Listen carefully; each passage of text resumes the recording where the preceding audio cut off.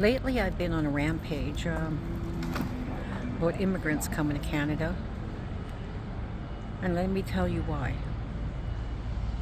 I'm Indigenous to this land, and we were getting to a place where working with Canadians, coming to terms and accepting this partnership we have, this treaty, was reaching a place of understanding between all people.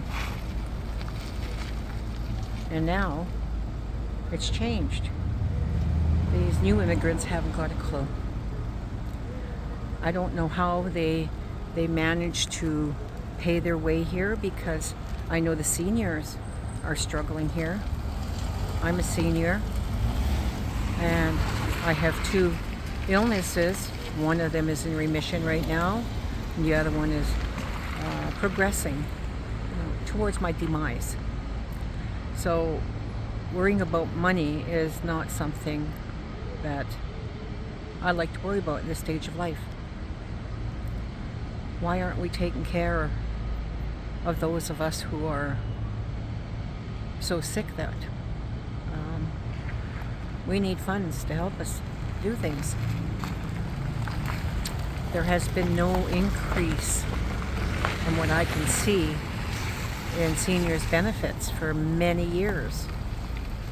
And there's so much money going out to other countries that it's disturbing, because some of that funds is taxpayers' dollars.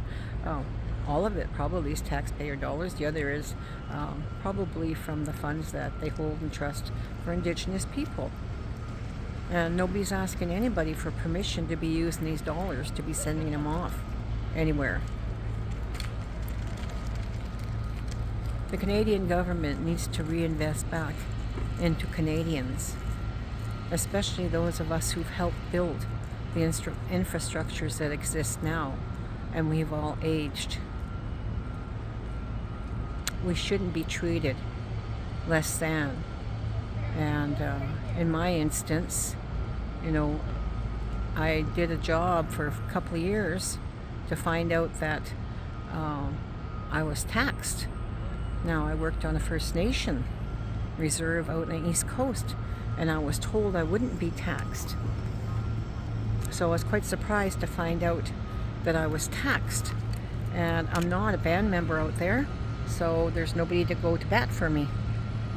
And the government is taking money off my pension and withholds GST from me, and the food supplement that is being given to everybody else because of this debt. I have tried repeatedly to get paperwork as to what the debt is all about. I believe I have a right to have it in writing.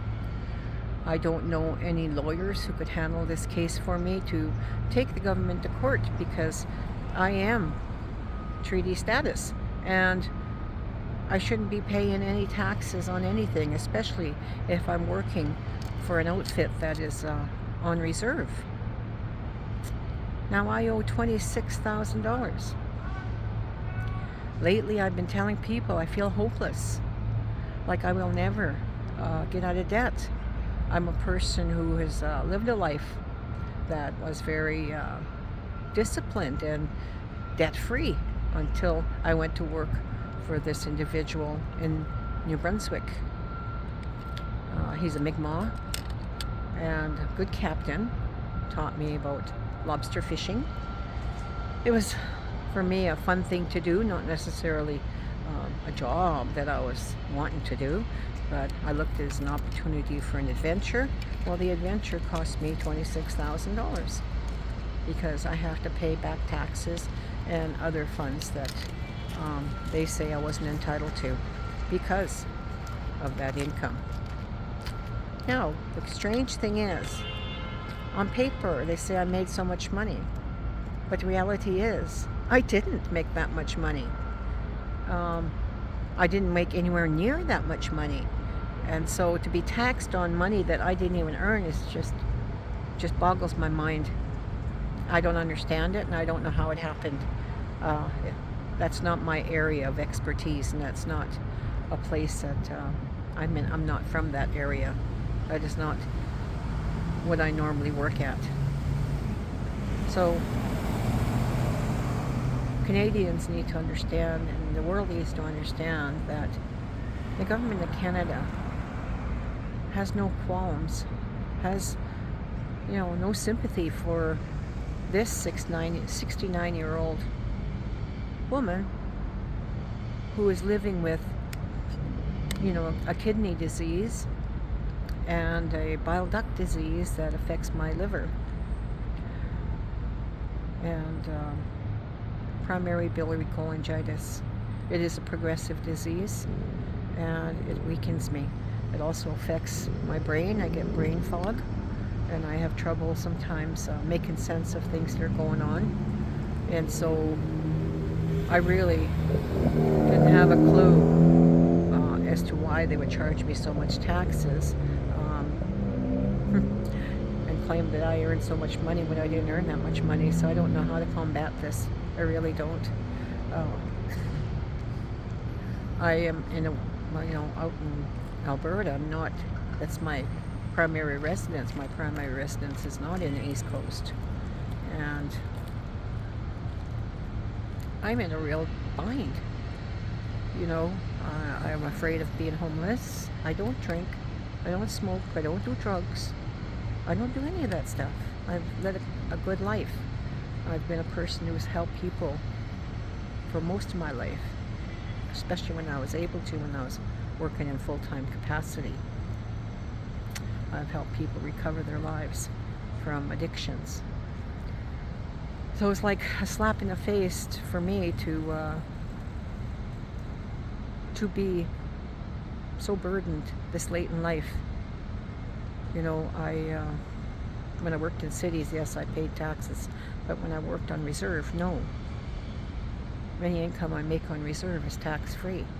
So I don't know how this happened. And the band won't stick up for me because I'm not a band member. I mean, this is the crazy shit that goes on. And the captain, he doesn't know what to do. He has no idea because he got taxed as well for 2 years, and he doesn't understand it. It's not something that, and yet he hasn't done anything about it. So it's a strange situation. Take care of your old people. Take care of your old people. And if there's anybody out there who knows anything about Indigenous treaties and laws and tax exemptions and whatnot, please get a hold of me. I need help. And I guess I'm putting this out there because I would like to enjoy what I have left for a living. But this has made me feel so hopeless. I don't have people who can, carry the load with me forever type of thing. I don't have that. And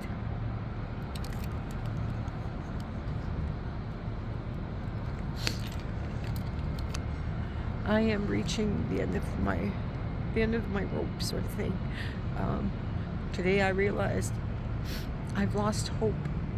I watched other people who've never worked a day in their life get all these benefits and get that food benefit, and then they get their pension and nobody ever bothers them. I get punished for working with a Mi'kmaq individual or a Mi'kmaq captain. And I really do need help. My health is deteriorating because of this. I know the stress is no good for me. I know that. And so I'm doing everything I can. I don't want to end up homeless. I need help. If you would help me. Somebody, please.